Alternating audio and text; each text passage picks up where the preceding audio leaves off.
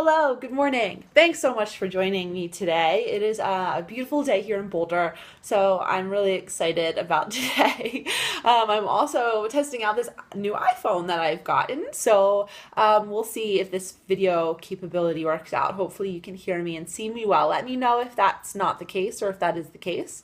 I'm here today because I'd like to talk to you about one part of a yoga practice that is especially powerful for the management or balancing of mood.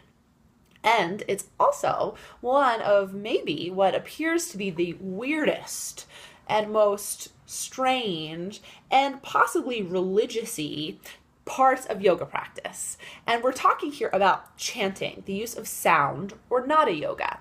I think this is a huge thing to talk about, especially with non-yogis, because this is something that anyone can do. If you have a voice and you can make sound, you can leverage this really incredible tool to balance your nervous system, which underlies experiences of mood. What happens when we chant, and we're talking about any of the classical languages, so not only Sanskrit, but Hebrew or Latin, any of these ancient tones, they resonate, they vibrate through the 70 to 80% of our body that is made up of water. So the impact, the effect is calming down the central nervous system. And also what happens when we chant these old ancient languages is it vibrates through the master glands of the brain. So the pituitary gland, the hypothalamus, and the pineal gland. And all of these glands, what they pertain to is the secretion of hormones that regulate the nervous system. And again, we know that the nervous system is what underlies experiences of mood, anxiety, depression, stress.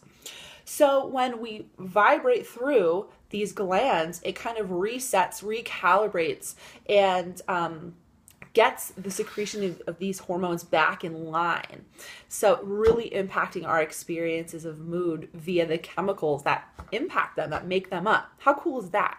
So how do we use this? What's so cool is that you don't have to be in a yoga class. You don't have to be a yogi to leverage this. And I find that this is one of the most fun, energizing, uplifting ways to burn off some energy. If I'm really anxious or really stressed out, I will put on a Jaya Tal CD. He is one of the most brilliant and amazing kirtan artists. And I will cook dinner and I will just belt it out along with him. Basically, kirtan is a form of call and response chanting. So you listen to him do it one time, then you follow along, you just make some noises, you don't have to get it right. It is so fun. I have the best time doing it.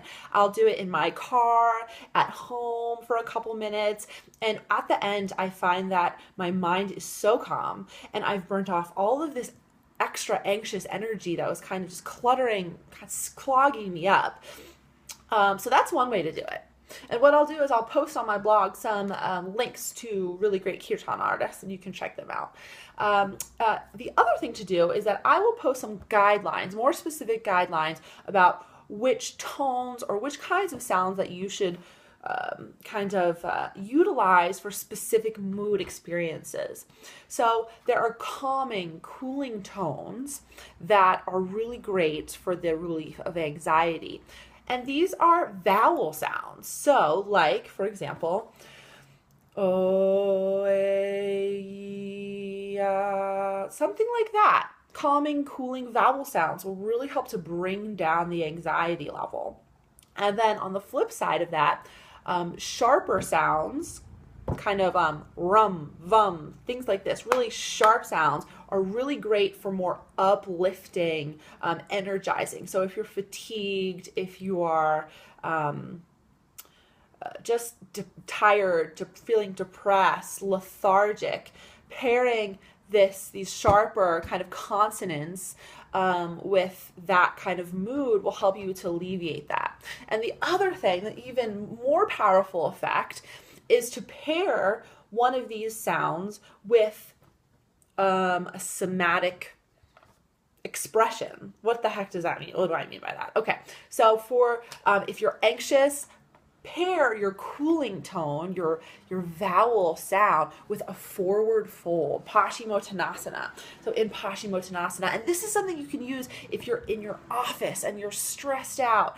Get down on your floor, extend your legs, fold forward into, seated forward fold, any sort of forward fold, and vibrate those cooling vowel sounds together. It takes 30 seconds.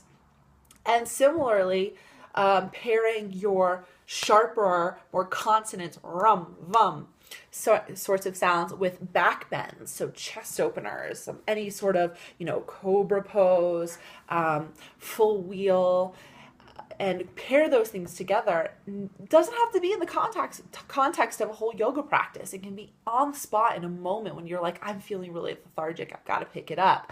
And especially if you can kind of do this every day, even for a little bit, it begins to, really balance out the chemicals over time and impact your more long-term mood. And that's about it. This is all I got for you. So again, later on today, I am going to post some details about these guidelines. Hopefully they're helpful. Hopefully this was really illuminating for you. I think that this is a really important thing to talk about because, it doesn't have to be about spirituality or religion at all. It can be about just trying out new things, for yourself to live your best life. And if it means feeling really silly and making weird noises, if it's, going to impact how you show up in the world, I think it's worth it. It's been worth it for me. As always, let me know if you have any questions. You can email me at elizabethwellington@gmail.com. And I hope this was awesome for you. And I hope you have a beautiful day. Bye.